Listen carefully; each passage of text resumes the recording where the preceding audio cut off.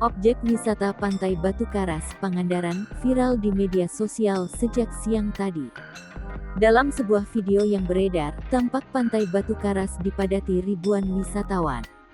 Tampak dalam video tersebut, wisatawan yang berada di objek wisata Pantai Batu Karas berjubel tanpa mengindahkan aturan protokol kesehatan COVID-19.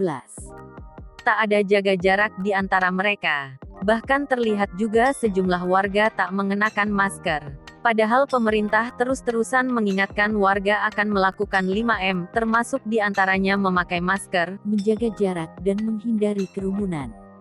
Hal ini membuat Pemkab Pangandaran bereaksi.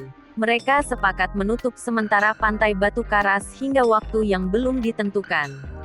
Kabag Humas Setda Pemkab Pangandaran, Agus Supriyatna membenarkan objek wisata Pantai Batu Karas Kabupaten Pangandaran akan ditutup sementara.